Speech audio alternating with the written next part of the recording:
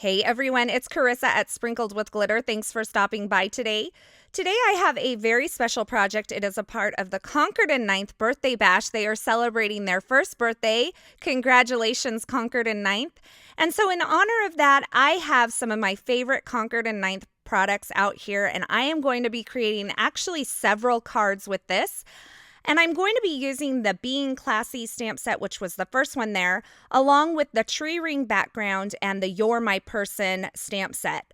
Now, this Being Classy stamp set, I created some cards with a little while back, and I'll link that video here. I'll throw in a card so you can see that. It is one of my favorite stamp sets. I love these sentiments.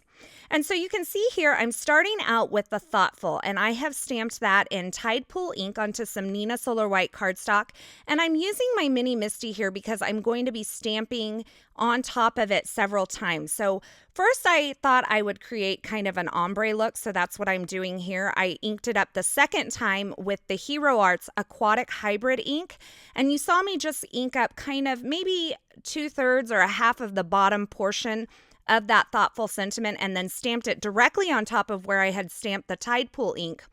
And finally, I'm finishing off with the Hero Arts Navy ink, and I just put that along the very bottom of this sentiment. And then I have a really nice ombre sentiment here. Now, I originally thought I was going to do this ombre, and then I kind of had a change of heart. So I'm going back over this entire thing again with the Tide Pool ink, and that's just going to kind of help blend those three colors together. And I'm finished off there with a really nice ombre sentiment, but we're going to step it up a little bit.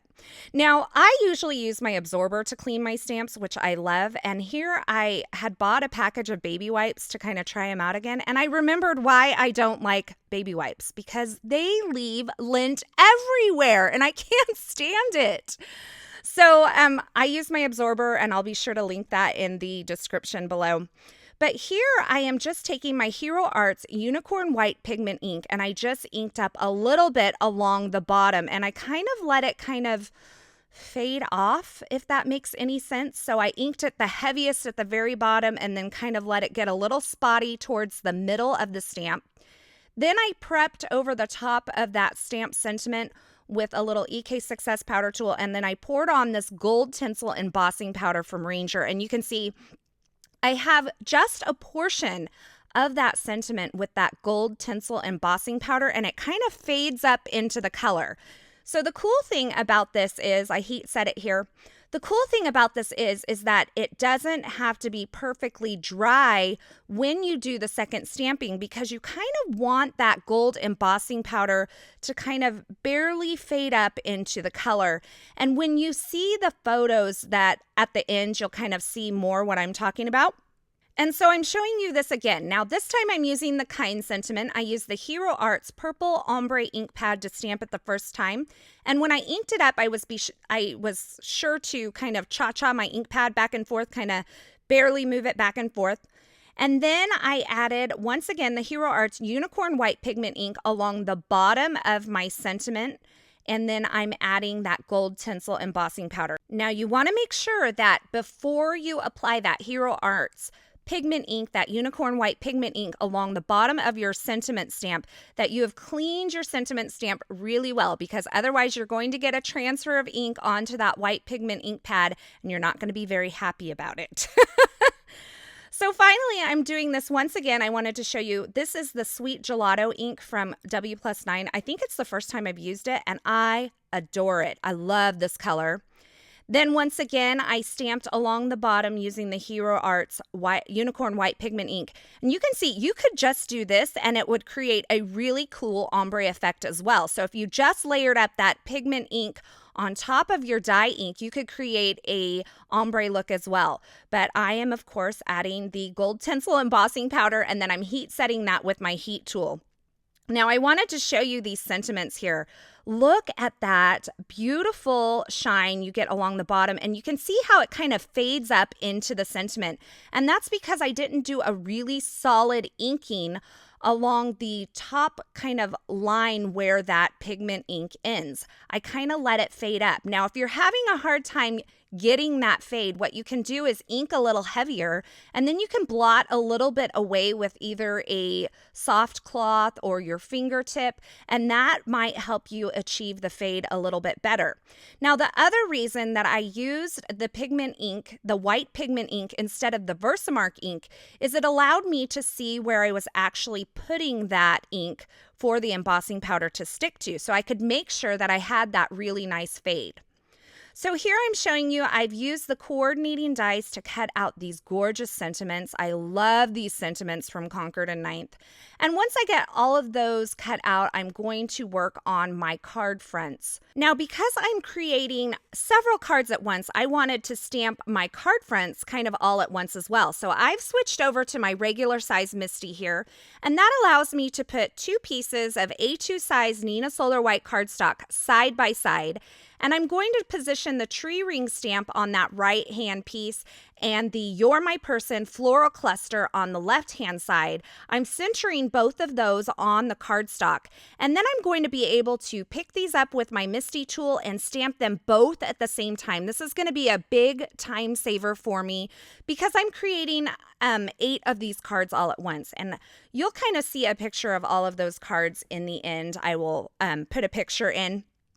And I did a variety of colors for the sentiment, but I'm keeping the rest of the cards pretty much the same. So my variation is going to be in the colors of the sentiment, but not necessarily anything else in the card. So it's kind of like the sentiment is like this pop of color on these backgrounds.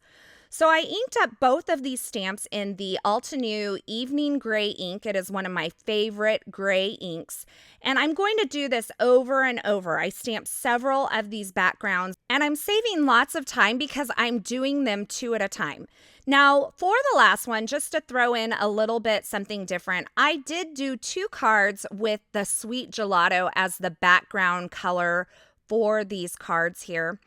And once I had all those stamped, I went ahead and worked on the rest of my sentiment. And it says, You're So, and I'm using my Dymo embossing label maker to create that portion of the sentiment. Now, the stamp set does have those words in it, but I really wanted to bring in a pop of that black to add a lot of contrast, and I needed it to be a little bit smaller than what the actual stamped sentiment is. So I went ahead and just created it with that Dymo embossing label maker.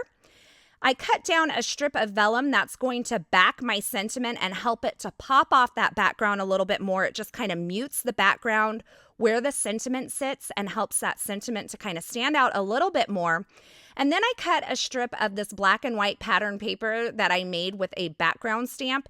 I have a ton of this on hand, so you're probably going to see me use it quite a bit. Plus, I love black and white stripes. It is, to me, black and white stripes are so very Kate Spade, and I am a huge Kate Spade fan. So that's where that comes from, and I love lots of contrast. So you can see me, I'm positioning my sentiment onto this vellum strip. I've cut that into a banner end, and then I'm adding a little bit of glue along the bottom of that to position my pattern paper right along the bottom of that sentiment strip. And for both of those things, I use the Zig 2-way glue pen. It's one of my favorite adhesives. And then I'm going to put some foam adhesive all over the back of the sentiment strip so that it sits up off the top of that background that I've created. And here's where I decided that I needed to trim this down just a bit. So I'm trimming off, I don't know, about maybe a 1/2 inch off of the side, the left-hand side of these backgrounds that I created. Now, would have been much easier had I done this before I positioned that You're So on there. But I was afraid I was going to rip it when I pulled it off. So anyway, I made it work. And for the rest of them, I cut it before I put that sentiment on. I positioned that sentiment, the Dymo embossed label sentiment, on there with a double layer of foam adhesive. And now I'm removing the backer from this sentiment strip here, and I'm positioning that right up underneath that You're So sentiment. And you'll see me kind of hold this onto my mat as I'm positioning some of those items. That's because I'm using the grid lines on my mat to make sure that I get those sentiment strips nice and straight on the front of my card. So here I have a little piece of the mini sequin strand from Concord and Ninth. I have a little piece of vellum and a little piece of that black and white stripe pattern paper, and I'm kind of creating a little banner grouping type thing. I'm going to position them the way I want them so they're all kind of at different angles. You can see them all kind of poking out from each other. And then I used my tiny attacher to just secure them all together. And I'm going to use some foam adhesive behind that entire grouping to attach it to the top part of that circle background. So whether it's the tree ring or the floral cluster, I kind of just put it on there. And I cut the top at an angle so it kind of matches or mimics that circular shape that's on the top there. It's not in a perfect curved circle, but it's just at an angle. So before I position this onto my card front, I added a piece of fun foam behind it to give it a little bit of dimension. And for my card base, I'm using the Simon Says Stamp Smoke cardstock. I've cut it down to 4 1/4 by 11, scored it at 5 1/2 using my Teflon bone folder.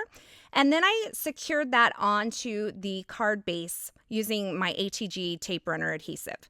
Now for a final finishing touch, I thought I would just use a few more of these little gold sequins from the sequin strand. I just used my fingernails to kind of scrape them off of the string that they're on, and then I used some multimedia matte to secure them to the front of my card. And that completes my card project today. You kind of get that faded kind of glitter bottom to the sentiment. I don't even know what to call it, but you can see it there, how beautiful it is. And I love that the top of that is kind of imperfect, so you get the fade up into whatever color sentiment that you're using. And I used a variety of colors for the sentiments here. This is the original one that I created, the very first one. You can see the ombre color kind of peeking out from underneath. But you don't necessarily need to do the ombre stamping underneath to have really good results with this technique. By the way, I did want to mention that I didn't come up with this technique. I saw it on another video on YouTube, and I'll be sure that I link that below so you can check that out. As always, I will have links to all the featured products in the description at YouTube, and I will have a complete list of products over at my blog at sprinkledwithglitter.com, where you can see more still shots and find more information. And because this is a part of the Concord and 9th Birthday Bash, I have some information on a giveaway there, so be sure you check that out. Thanks for stopping by today. I hope you enjoyed these projects, and until next time, I hope you have a fabulous day.